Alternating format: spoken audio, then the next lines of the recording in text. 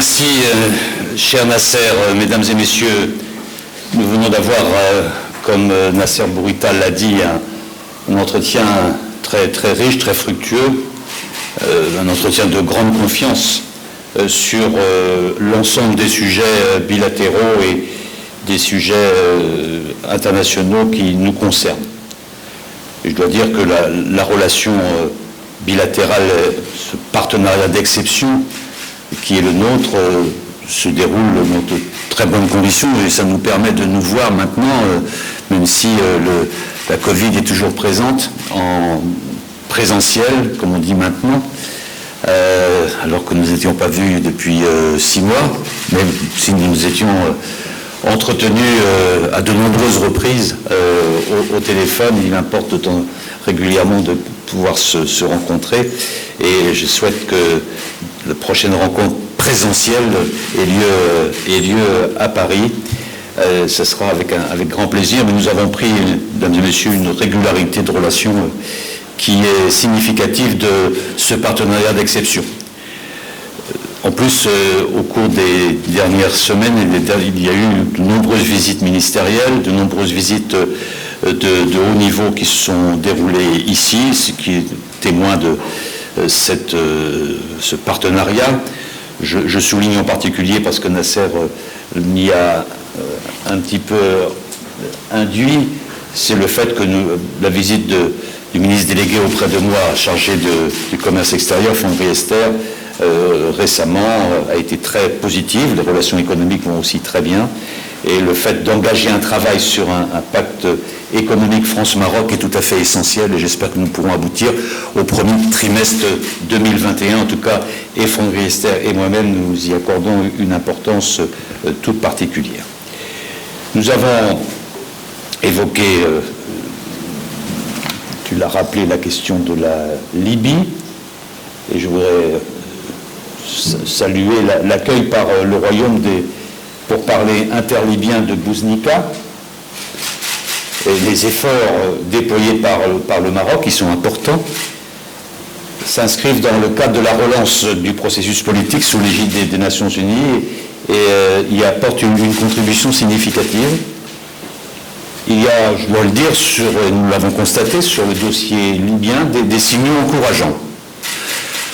On reste prudent, on va dire encourageant, parce que le passé nous a amené à parfois avoir des déceptions. Mais là, une forme de synergie d'événements, le cessez-le-feu qui se maintient, l'organisation du forum politique interlibyen qui va s'ouvrir à Tunis, et nous entendons avec le Maroc travailler au renforcement de cette dynamique positive.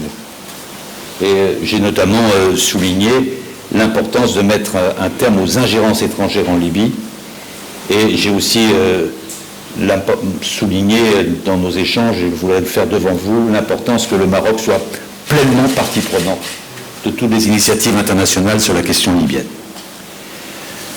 Sur le Mali, où nous nous sommes tous les deux rendus récemment, j'ai souligné l'importance que la transition se poursuive et qu'elle se poursuive dans le respect des engagements qui ont été pris. Nous partageons les mêmes préoccupations et nous entendons poursuivre notre coordination sur le Mali et sur le Sahel. Et nous partageons d'une certaine manière sur la majorité des sujets régionaux et multilatéraux une très grande convergence de vues. À cet égard, sur le Sahara occidental, j'ai rappelé à mon ami Nasser la position constante de la France. Nous soutenons la recherche d'une solution juste, durable et mutuellement agréée sous l'égide des Nations Unies et conformément aux résolutions du Conseil de sécurité. Nous considérons le plan d'autonomie marocain comme une base sérieuse et crédible pour une solution négociée. Nous suivons avec attention les événements de Guerguerat. Nous sommes préoccupés par le blocage en cours. Nous pensons qu'il faut sortir de cette situation et nous voulons saluer à cet égard la responsabilité dont fait preuve le Maroc.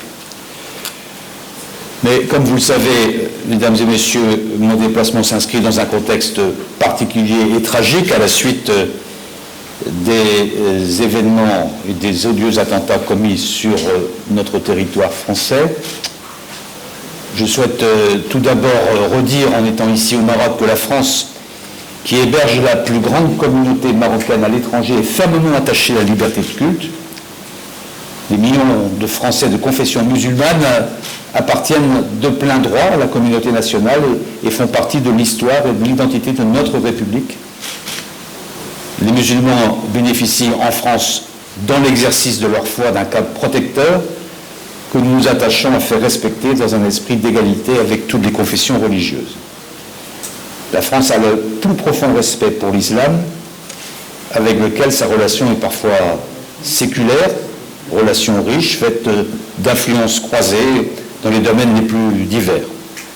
Ce que nous combattons exclusivement, c'est le terrorisme, bien sûr, et c'est le détournement de la religion dans des idéologies radicales. Et dans ce combat, nous ne sommes pas seuls.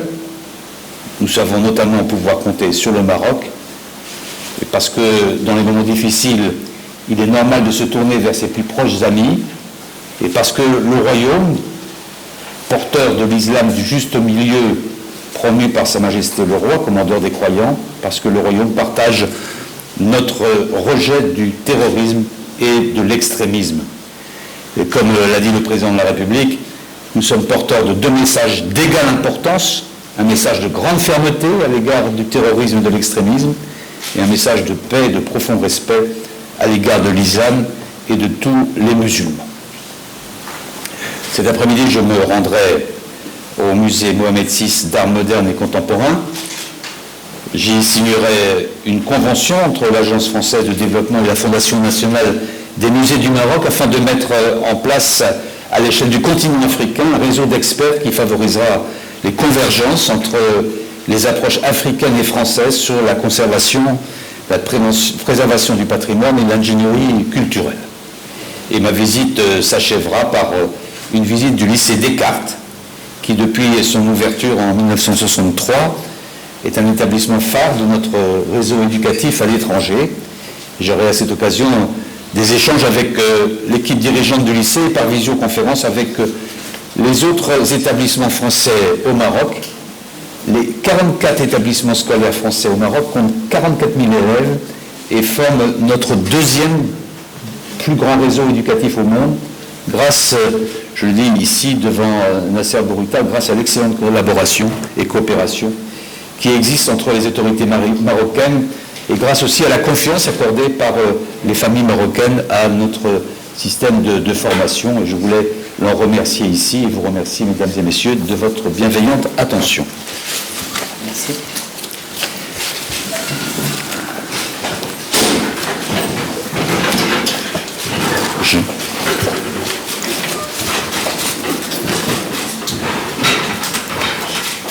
Excuse-moi.